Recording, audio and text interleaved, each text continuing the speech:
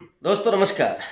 राहुल गांधी की लोकप्रियता आज सिर चढ़ करके बोल रही है और केवल इसलिए नहीं कि उन्होंने भारत जोड़ो यात्रा की, बल्कि इसलिए भी कि इस समय भारत की राजनीति के सबसे बड़े विजनरी नेता के रूप में राहुल गांधी सामने आए हैं। अगर आप नरेंद्र मोदी के साथ उनकी तुलना करें, जो अक्सर होती है, तो नरेंद्र मोदी की खासियत यह है कि वो विभाजनकारी नेता है, लेकिन राहुल गांधी एक विजनरी नेता है। मैं पिछले कई दिनों से उनके छत्तीसगढ़ में होने वाले भाषणों को देख रहा हूं और जब उस पर सोचता हूं तो मुझे लगता है कि राहुल गांधी में वो नेहरू का अक्स दिखाई पड़ता है। एक भारत को बनाने का संकल्प। नेहरू के समय की परिस्थितियां बिल्कुल विकट थीं। बेहद गरीब देश था, खाने के लिए नहीं था। बावजूद इसके नेहरू भाखड़ा नागल बांध बनाते हैं, आईआईटी बनाते हैं, आईआईएम बनाते हैं, ढेर सारी संस्थाओं का निर्माण करते हैं और बुनियादी ढांचे को मजबूत बनाते हैं। वो इस बात को जानते हैं कि जब सड़कें होंगी और सड़कों पर जब वाहन दौड़ेंगे तो देश की अर्थव्यवस्था भी बढ़ेगी। पीएसयूज तमाम उन्होंने खड़े किए, चाहे वो पेट्रोलियम से जुड़े हुए हों या रेल के तमाम डेवलपमेंट के लिए इंजन बनाने के कारखाने हों या और दूसरे डिब्बे बनाने के कारखाने हों। ये तमाम पीएसयूज की शुरुआत उन्होंने की और वो आर्थिक जो प्रक्रिया है उसको शुरू किया, रोजगार सृजन किया। राहुल गांधी इस समय जब बात कर रहे हैं, हालांकि आज़ादी के 75-77 साल के बाद का भारत है, इस बीच का डेवलपमेंट भी है, चुनौतियां भी हैं और वर्तमान जो राजनीति है, खास करके भारतीय जनता पार्टी और आरएसएस की जो विध्वंसकारी राजनीति, जो फूट डालने की राजनीति, जो दंगे कराने की राजनीति, जो किसी अल्पसंख्यक तबके को दोयम दर्जे का नागरिक बनाने की राजनीति, दलितों और आदिवासियों के आत्मसम्मान को छीनने की राजनीति, इसके बरक्स एक विजन लेकर के राहुल गांधी लगातार आ रहे हैं। और मुझे तो लगता है कि इस देश की ये खुशनसीबी है इस वक्त कि एक ऐसा विजनरी नेता हमारे पास है, वरना ऐसा लग रहा था कि आरएसएस और भारतीय जनता पार्टी के इन विध्वंसकारी ख्वाबों को देखने के लिए हम लोग अभिशप्त हैं। जहां डंके की चोट पर संविधान को जलाया जा रहा है, संविधान को बदलने की बात प्रधानमंत्री की आर्थिक सलाहकार परिषद का अध्यक्ष कर रहा है, जहां हिंदू राष्ट्र बनाने की बात की जा रही है, खुले तौर पर की जा रही है, और बहुत सारे ऐसे लोगों को छोड़ दिया गया है जो मुसलमानों को नरसंहार करने की बात कर रहे हैं। दलितों का, आदिवासियों का लगातार अपमान हो रहा है। ऐसे वक्त में राहुल गांधी का जो विजन है, उस विजन को आप देखें, एक एक मुद्दे पर गहरी चोट और फिर एक सपना, क्रिटिसिज्म इस सरकार का, और फिर एक अरमान, एक अपेक्षा, एक उम्मीद पैदा करना और उस उम्मीद को कैसे पूरा किया जाएगा, कैसे कांग्रेस पार्टी पूरा करेगी, ये भी विजन स्पष्ट करना, ये राहुल गांधी की राजनीति की खूबी है। इसलिए मैं राहुल गांधी को सिर्फ एक राजनेता के तौर पर नहीं देखता। राजनीति की जब बात होती है तो यह माना जाता है कि राजनीति बेहद खराब है, बहुत गंदी है, लेकिन राजनीति में कुछ लोग ऐसे हैं कि जिनसे उम्मीदें बनती हैं, जिनसे राजनीति में ईमानदारी, शुचिता, सहिष्णुता और बंधुत्व के भाव की उम्मीद की जाती है। राहुल गांधी उन लोगों में सबसे अग्रिम पंक्ति के अग्रिम व्यक्ति के रूप में खड़े हुए हैं। छत्तीसगढ़ में जिस तरह से उन्होंने आदिवासी सवाल को उठाया, इसके पहले मनमोहन सिंह ने जो कहा था कि इस देश के संसाधनों पर पहला हक दलितों, आदिवासियों और मुसलमानों का है, अल्पसंख्यकों का है, मुसलमान शब्द का भी इस्तेमाल नहीं किया था। लेकिन उस वाक्य को लेकर के उड़ गई थी बीजेपी और ये कहा था कि मनमोहन सिंह यानी कांग्रेस पार्टी तो ये कह रही है कि संसाधनों पर पहला हक मुसलमानों का होना चाहिए। लेकिन मैं फिर ध्यान दिलाना चाहता हूं, माइनॉरिटी शब्द का इस्तेमाल किया था मनमोहन सिंह ने, और उसके पहले दलित और आदिवासी शब्द को भी जोड़ा था। यानी जो कमजोर और वंचित तबका है उसे संसाधनों में पहला हक मिलना चाहिए, तभी देश का समावेशी विकास हो सकता है, तभी समुचित विकास हो सकता है, देश में असमानता की खाई को कम किया जा सकता है।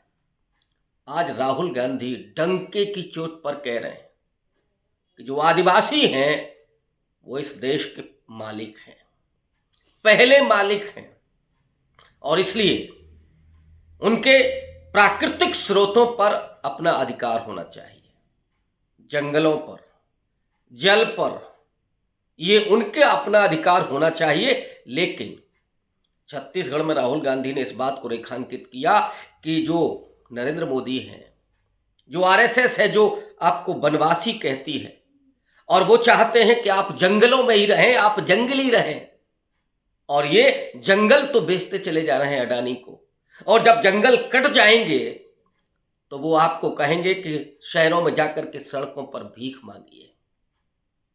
राहुल गांधी ने एक और मुद्दा उठाया यहीं पर, उन्होंने कहा कि मध्य प्रदेश में एक भाजपा नेता ने एक आदिवासी के मुंह पर पेशाब किया। उन्होंने पूछा कि वो दृश्य आपने देखा होगा, हमने देखा, सबने देखा होगा, क्या किसी भाजपा के नेता को किसी जानवर पर पेशाब करते हुए देखा है? जवाब मिलता है नहीं। इसका मतलब यह है कि भाजपा के नेता आदिवासी को जानवर से भी बदतर समझते हैं। मैं उस क्रिटिसिज्म की बात कम करूंगा जो राहुल गांधी ने बीजेपी के परत दर परत उसके विध्वंसकारी नीतियों को, उसके कार्यकर्ताओं के उस पूरे अपमानजनक व्यवहार को, उसकी चर्चा मैं नहीं करूंगा, बल्कि जो ख्वाब राहुल गांधी दे रहे हैं, जिस विजन की बात मैं कर रहा हूं, राहुल गांधी ने एक मुद्दा एजुकेशन का उठाया और ये सबसे बुनियादी मुद्दा है। उन्होंने कहा कि छत्तीसगढ़ के लोगों को, अपने बच्चों को 3 भाषाएं पढ़ानी चाहिए, छत्तीसगढ़ी, हिंदी और अंग्रेजी। आदिवासियों को, सबको, दलितों को अपने बच्चों को इंग्लिश मीडियम में पढ़ाना चाहिए। और उन्होंने कहा क्योंकि छत्तीसगढ़ी में तो आप जब व्यापार करते हैं, कोई काम करते हैं, बात करते हैं छत्तीसगढ़ के लोगों से, तो उस भाषा में बात करते हैं। जब आपको नॉर्थ इंडिया माने भारत के हिंदी भाषी क्षेत्रों में जाकर के नौकरी करनी है, काम करना है, तो आप हिंदी में बात करेंगे। लेकिन अगर आप या आपके बच्चे किसी अमेरिका की कंपनी में जाकर के काम करना चाहते हैं, किसी कॉल सेंटर में काम करना चाहते हैं, या अमेरिका जाकर के रिसर्च करना चाहते हैं, पढ़ाई करना चाहते हैं, तो किसकी जरूरत है? अंग्रेजी की जरूरत है। इसलिए इंग्लिश मीडियम में पढ़ाना चाहिए बच्चों को। उन्होंने कांग्रेस की नीति को भी रखा कि हमने यहां पर अंग्रेजी मीडियम स्कूलों का जाल बिछा रखा है। सबसे बड़ा जो ख्वाब दिया, जिसकी सबसे ज्यादा जरूरत है, कि हम बच्चों को पायलट बनाने का सपना दिखाएं। उन्होंने कहा कि जब कोई बच्चा हवाई जहाज को देखता है तो उसके भीतर भी पायलट बनने का सपना बुलंद होना चाहिए। जो गरीब का बच्चा है, आदिवासी दलित का बच्चा है, जो ओबीसी का बच्चा है, वो भी इंजीनियर और डॉक्टर बनने का सपना देखे, वो बिजनेसमैन बनने का सपना देखे, वो आईएएस बनने का सपना देखे। इन सपनों को जो राहुल गांधी पैदा कर रहे हैं, ये आज की राजनीति का सबसे जरूरी नुस्खा है, सबसे जरूरी बात है। ये होना इसलिए जरूरी है कि इसी से देश बनता है। लेकिन आरएसएस, बीजेपी उन बच्चों के हाथों में तलवार थमा रहे हैं, उनके भीतर किसी अल्पसंख्यक या किसी जाति विशेष के प्रति नफरत पैदा कर रहे हैं। और क्या बना रहे हैं? दंगाई बना रहे हैं। उन्हें रोजगार की बात नहीं कर रहे हैं, उनको पढ़ाने की बात नहीं कर रहे हैं, जबकि उनके अपने बच्चे, राहुल गांधी ने पूछा कि जो हिंदी में बात करते हैं जो बीजेपी के नेता, और ये कहते हैं कि हिंदी में ही पढ़ाई होनी चाहिए, जरा उनसे पूछेगा कि उनके बच्चे क्या पढ़ते हैं, किस मीडियम में पढ़ते हैं। उन्होंने कहा कि उन भाजपाई नेताओं के बच्चे तो इंग्लिश मीडियम में पढ़ते हैं, विदेशों में जाकर के बड़ी बड़ी डिग्रियां हासिल करते हैं, बिजनेस करते हैं, नौकरियां करते हैं, लेकिन वो आपके बच्चों को चाहते हैं कि वो यहीं रहें और उनके उस पूरे प्रयोगशाला में, उनके विध्वंसकारी विभाजनकारी प्रयोगशाला में काम आते रहें। इसलिए आप अपने बच्चों को इंग्लिश मीडियम स्कूलों में पढ़ाइए। उन्होंने याद दिलाया पिछले वक्त को कि इसी छत्तीसगढ़ में आदिवासियों पर गोली चलती थी, आपके बच्चों को मार दिया जाता था। और जब रमन सिंह की सरकार थी, क्योंकि आपकी जमीन, आपके जंगल, आपके प्राकृतिक संसाधनों को बीजेपी चाहती थी, और आज नरेंद्र मोदी वही काम कर रहे हैं।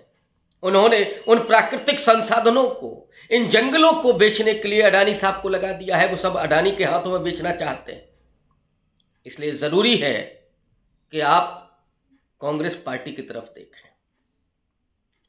मैं कांग्रेस की बात नहीं करूंगा, मैं राहुल गांधी के विजन की बात कर रहा हूं। राहुल गांधी ने जिस तरह से लोगों में ख्वाब पैदा किए, नरेंद्र मोदी ने तो 5 किलो राशन दे करके लोगों के सपनों को खत्म कर दिया।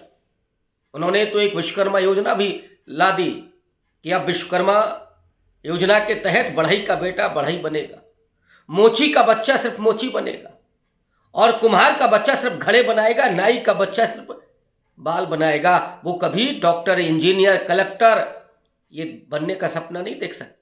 वो कभी पायलट बनने का, बिजनेसमैन बनने का सपना नहीं देख सकता। वो बड़े बड़े विश्वविद्यालयों में, बड़ी बड़ी संस्थाओं में पढ़ने का सपना नहीं देख सकता। वो अमेरिका, इंग्लैंड, यूरोप में जाकर के नौकरी देखने का सपना नहीं देख सकता। इस विजन को राहुल गांधी ने पैदा किया, खड़ा किया। इसलिए मैं कह रहा हूं कि राहुल गांधी आज के भारत की राजनीति के सबसे बड़े विजनरी नेता हैं।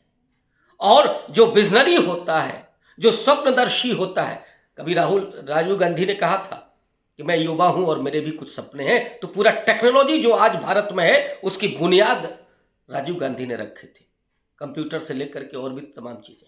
और राहुल गांधी उस पीढ़ी को जो आज बन रही है उसे बीजेपी तलवार थमाना चाहती है, उसके भीतर नफरत पैदा करना चाहती है। लेकिन राहुल गांधी किताब देना चाहते हैं, इंग्लिश मीडियम में पढ़ाना चाहते हैं, उसे पायलट बनाना का सपना दे। और आपको मैं याद दिला दूं, राहुल गांधी वो हैं, जब दिल्ली में यूपीए गवर्नमेंट के समय निर्भया केस हुआ था, इसमें उस लड़की का बलात्कार करके बाद में उसकी जो मौत हुई थी, उसके भाई को पढ़ाने का काम राहुल गांधी ने किया और वो पायलट बना। ये निर्भया की मां ने एक्सेप्ट किया था, बताया था, लेकिन कभी राहुल गांधी ने उसको प्रचार नहीं किया।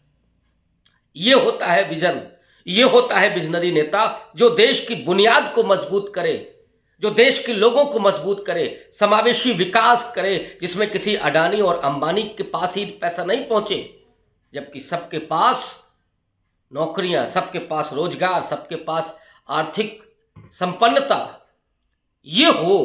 ये विजन राहुल गांधी दे रहे हैं और यही स्वप्न भारत को मजबूत करेगा। यही स्वप्न भारत के समाज को सहिष्णु बनाएगा, शांति प्रिय बनाएगा। क्योंकि जब असमानता नहीं होगी, हालांकि किसी भी समाज में पूरी तरीके से समता स्थापित नहीं होती है। आर्थिक, कोई व्यवसायी होता है, कोई सरकारी नौकरी में होता है, कोई मजदूर भी होता है, लेकिन खाई इतनी चौड़ी ना हो कि मजदूर अपना श्रम ही नहीं, अपने शरीर को भी बेचने पर मजबूर हो जाए। ये नहीं होना चाहिए। इतनी असमानता नहीं होनी चाहिए, इतनी मजबूरी नहीं होनी चाहिए। उसके लिए भी एक छुट्टी हो, उसके लिए भी त्योहारों में खुशियां मनाने का मौका हो। ये सपना राहुल गांधी आज दिखा रहे हैं। जब उसके बच्चे पढ़ेंगे, जब उसके बच्चे अमेरिका जाएंगे, जब उसके बच्चे पायलट बनेंगे, तो उसको भी वहां पहुंचने का मौका होगा। शुक्रिया।